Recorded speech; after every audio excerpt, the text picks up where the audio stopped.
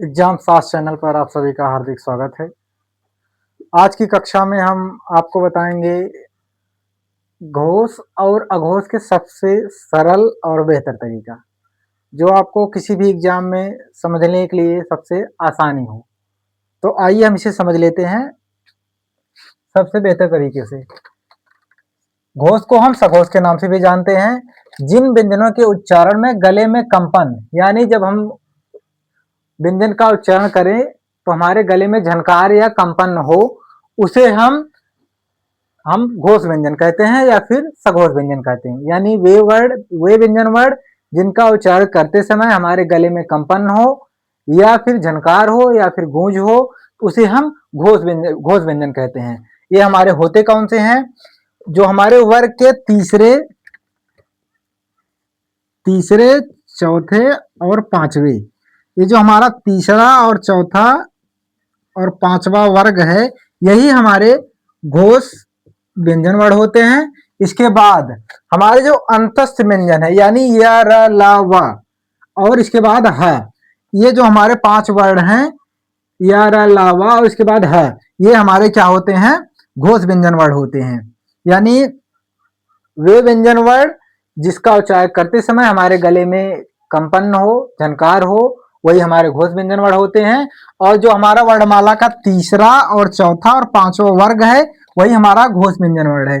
इसके बाद इसमें अंतस्थ और ह, ये हमारे इतने वर्ड हैं जो हमारे घोष व्यंजन वर्ड में आते हैं। इसके बाद हम देखेंगे अघोष व्यंजन वर्ड, जिन व्यंजन वर्णों के उच्चारण में केवल श्वास का उपयोग हो, यानी इसका उच्चारण करते समय हमारे गले में कोई कंपन नहीं होता, श्वास के ही सहारे हम इस व्यंजन का उच्चारण करते हैं। यानी वे व्यंजन वर्ड जिनके उच्चारण करते समय हम केवल श्वास के ही सहारे उसका उच्चारण कर ले और हमारे गले में कोई कंपन या नाद ना हो, तो वही हमारे अघोष व्यंजन वर्ड होते हैं। अघोष व्यंजन वर्ड हमारे जो हैं किसी वर्ग का पहला और दूसरा, ये जो हमारा पहला और दूसरा, यही हमारा अघोष व्यंजन वर्ड है। इसके बाद जो हमारे तीनों सा हैं, ताल सा, इसके बाद मूर्धा सा, इसके बाद दंत सा, ये जो तीनों सा हैं यही हमारे अघोष व्यंजन वर्ड हैं। यानी पहला, दूसरा, इसके बाद तीनों सा, ये हमारे क्या है? अघोष व्यंजन वर्ड हैं। इसे सबसे बेहतर तरीका इसको याद करने का हमारा यही है कि अघोष में से थोड़ा सा मिटा देते हैं। अगर आप लोग स्क्रीनशॉट लेना चाहें, स्क्रीनशॉट ले सकते हैं।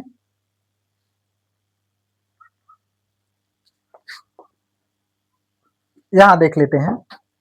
जैसे अघोष व्यंजन वर्ड हमारा है, इसको जानने का सबसे बेहतर तरीका है, यहां हमारा क्या है? आ क्या है हमारा? आ सबसे पहले हमारा आता है वर्णमाला में, देखेंगे आ हमारा पहला वर्ड है। इसके बाद इसमें भी देखेंगे तो हमारा पहला और दूसरा, यानी हमारा जो अघोष है वो पहला और दूसरा है। इसके बाद जो तीनों सा है हमारे, वो भी वह हमारे अघोष व्यंजन वर्ड है। यानी हमारा अघोष व्यंजन 1 2 सा, ये हमारे अघोष व्यंजन वर्ड है। इसके बाद जो बचा, जब हमारा वर्ग का पहला, दूसरा, उसके बाद जो तीनों सा है, ये अघोष व्यंजन हो गए। तो बचा क्या हमारा? वर्ग का तीसरा, चौथा और पांचवा। इसके बाद बचा अंतस्थ व्यंजन, य र ल व, इसमें जो हा बचा था उस व्यंजन में, यही हमारे क्या हो गए? घोष व्यंजन वर्ड, जिन्हें हम सघोष के नाम से भी जानते हैं।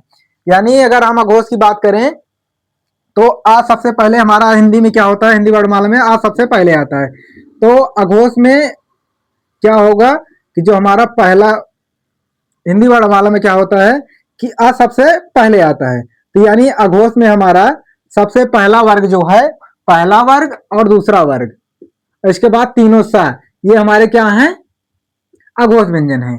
यानी 1 2 सा, ये हमारे अघोष व्यंजन वर्ड होते हैं।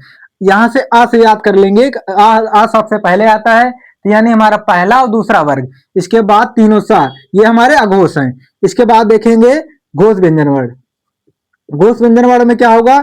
जब हमारा इसमें पहला और दूसरा वर्ग हो गया, इसके बाद बचा क्या? तीसरा और चौथा, इसके बाद पांचवा, इसके बाद बचा य र ल व और ह, ये हमारा घोष व्यंजन वर्ड है। तो अगर यह कक्षा आपको समझ में आए तो एग्जाम साथ चैनल आप लाइक, शेयर, सब्सक्राइब अवश्य करें। इसी के साथ धन्यवाद।